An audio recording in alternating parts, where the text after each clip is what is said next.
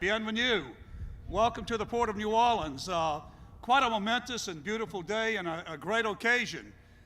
Before I begin, I'd like to take the opportunity of introducing our commissioners of the dock board at the port. Please raise your hand when I call it out. Rusty Barkady, Mike Kearney, past Chairman Joe Toomey, Bill Bergeron, Secretary Treasurer Scott Cooper, Chairman Dan Packer. All right, guys, thank you. This is not all about the Port of New Orleans, though. It's a great day.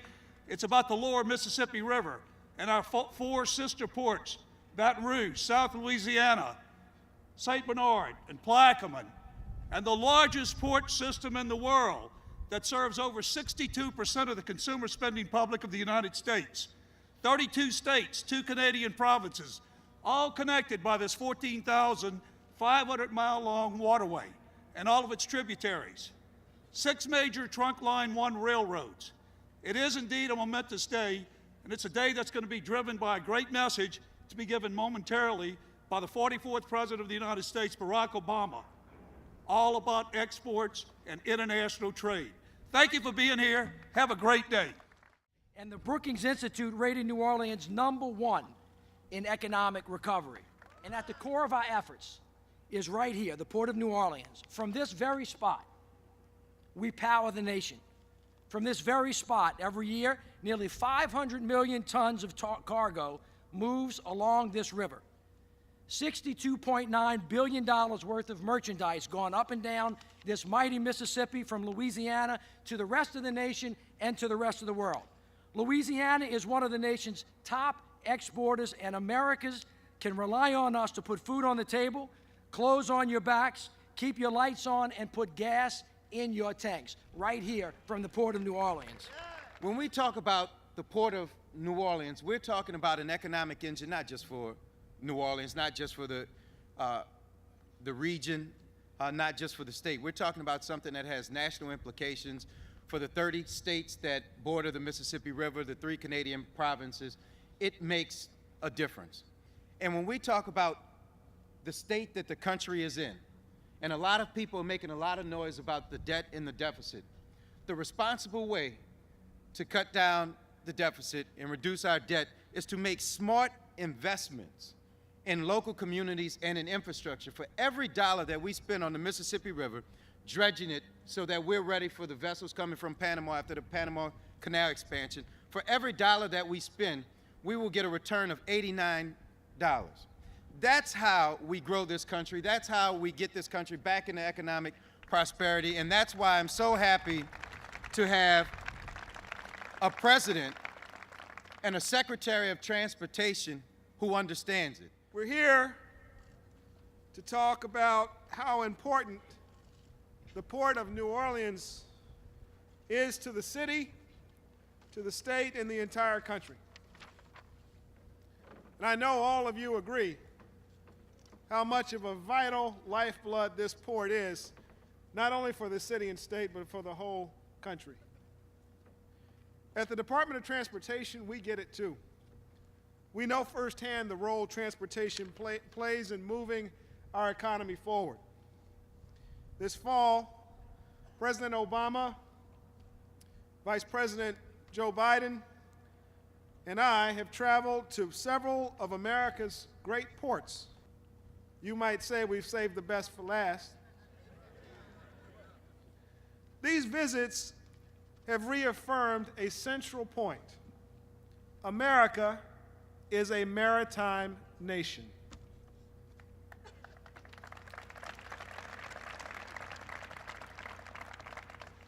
Each port is different, but they all have one thing in common. These ports are keeping America's economy moving. If you think about it, every business depends on safe, affordable transportation to work. And that includes American companies that ship cargo worth more than $5.5 billion through U.S. ports every day.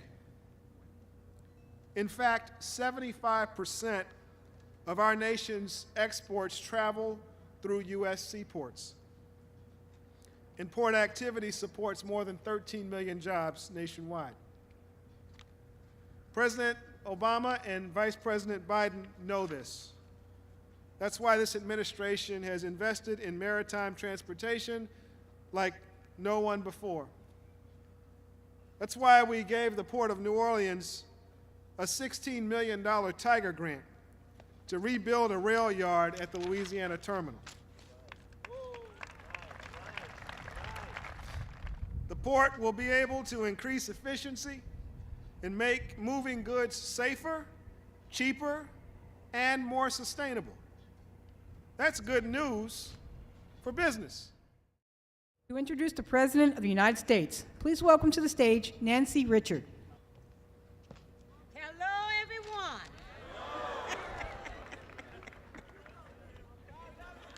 Hello, everyone. Hello, my name is Nancy Richard, and it is my pleasure to welcome you all to the Port of New Orleans. I have worked at the port for over 25 years. I have several stories, but this is one that touched home so much that I like to share with you guys.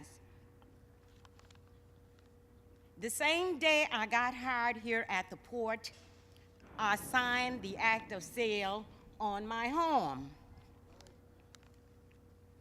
Last month, I celebrated 25 years here at the Port of New Orleans. And guess what? At the same time, I finished my mortgage. I thank God each day for my employment here at the port. I've raised 3 children and blessed to be able to provide for them. And after 25 years, I still sing each day as I walk around the port every day, getting ready for my church choir. It is now my pleasure and the utmost honor to introduce to you the 44th President of the United States of America, President Barack Obama.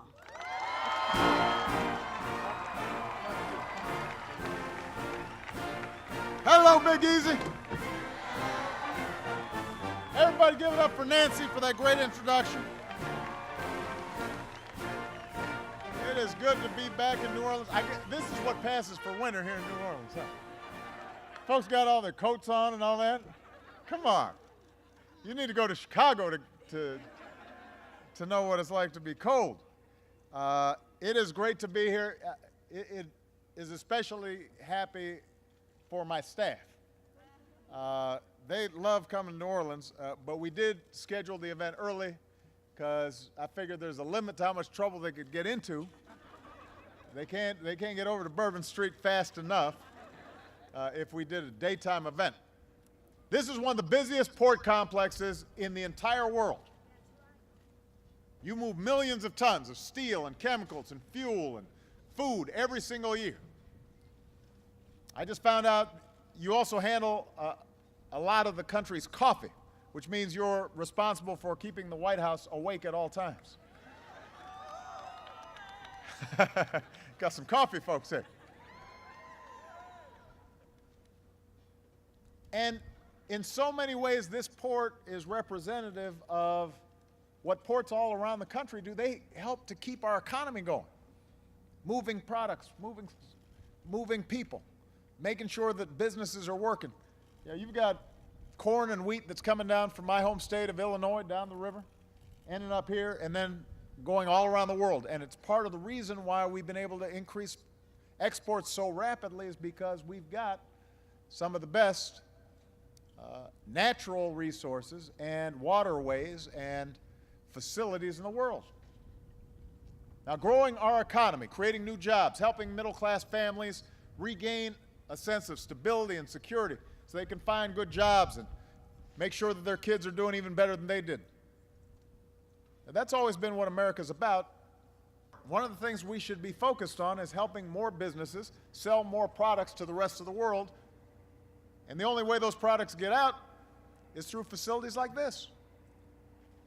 Right now, exports are one of the brightest spots in our economy, thanks in part to new trade deals that we signed with countries like Panama and Colombia and South Korea. We now export more goods and services than ever before, and that means jobs right here in the United States of America. Last year, every $1 billion in exports supports nearly 5,000 jobs, including jobs right here at this port. So we're working on new trade deals that will mean more jobs for our workers and more business for ports like this one. And by the way, when I travel around the world, I'm out there selling. I'll go anywhere in the world to make sure that those products stamped with those words, made in America, that we can open up those markets and sell them anywhere. And consider that just a couple years from now, we're going to have new super tankers that are going to start coming through the Panama Canal. And these tankers can hold 3 times as much cargo as today's. If a port can't handle those super tankers, they'll go load and unload cargo somewhere else. So there's work that we can start doing in terms of dredging and making the passageways deeper, which means the super tankers can have more stuff on them, which means they can unload and load more stuff, which makes this port more competitive. So why wouldn't we put people to work upgrading them? Why wouldn't we do that? So the sooner we take care of business, the better. And I know if there's one thing that members of Congress from both parties want, it's smart infrastructure projects that create good jobs in their district. So that's why last year I took the step, without Congress, to speed up the permitting process for big infrastructure projects like upgrading our ports. Just cut through the red tape, get it done faster. This year, rebuilding our infrastructure could be part of a bipartisan budget deal. Let's make sure we've got the best ports and roads and bridges and schools. Let's make sure our young people are getting a great education. Let's give everybody a chance to get ahead. Not just a few at the top, but everybody. Because if we do that, if we help our businesses grow and our communities thrive and our children reach a little higher, then the economy is going to grow faster. We'll rebuild our middle class stronger. The American dream will be real and achievable, not just for a few, but for everybody, not just today, but for decades to come. That's what we're fighting for. That's what you're all about here at this port and here in New Orleans. And I'm looking forward to working with you to make sure we keep that up. All right? Thank you. God bless you. God bless you, United States of America.